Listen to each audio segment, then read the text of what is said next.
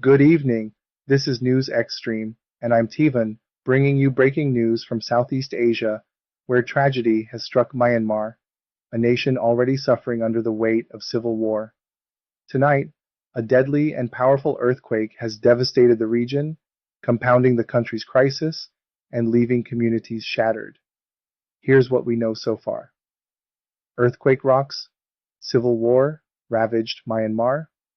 A 7.7 magnitude earthquake ripped through Myanmar on Friday, striking near the historic city of Mandalay and causing widespread devastation.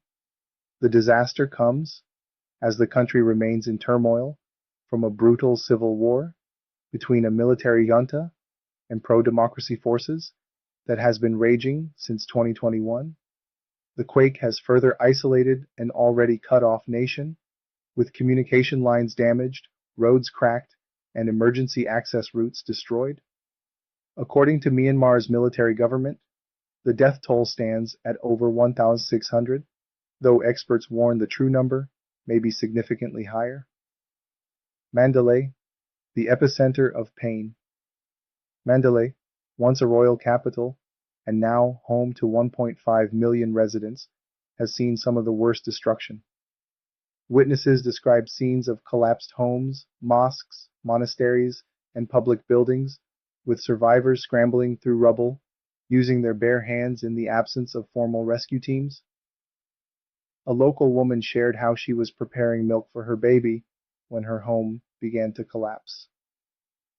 Her grandmother was buried under the wall, and escape was nearly impossible until her husband forced the door open. A former lawyer in the city mourned the loss of 3 relatives and said their bodies remain trapped beneath debris. Worship turns to tragedy. Several mosques in Mandalay were filled with Friday worshippers when the quake struck. At least 100 people were injured in one mosque alone after the building collapsed mid-prayer. Across the Irrawaddy River, the rural region of Sagaing also suffered major destruction. One resident shared news of a collapsed nunnery, where an 11-year-old girl lost 3 toes and another nun suffered multiple injuries. Local hospitals, overwhelmed with patients, have had to turn many victims away. SOS rescue hampered. Civilians' desperate rescue efforts have been hampered by a lack of heavy machinery and minimal assistance from Myanmar's ruling junta. In many areas, civilians are leading search and rescue missions themselves, clawing through debris in hopes of saving their loved ones. There's too much rubble and no official rescue teams, one survivor told Reuters, a rare plea for foreign aid. In a rare move, junta leader Min Aung Hlaing has publicly requested international assistance, a stark contrast to the regime's previous approach of rejecting foreign aid during crises. He visited Mandalay and the capital Naypyidaw on Saturday, as aid began to arrive from China, Singapore, Malaysia, India, and Russia. Still, for those waiting in shattered towns and villages, help seems heartbreakingly far away, unleashing the power of 334 atomic bombs.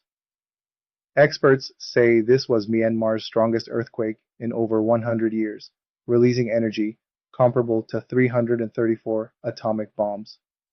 Geologists describe the quake as a knife slicing through the earth, caused by a rupture along the notorious Sagaing fault line, a known seismic hotspot.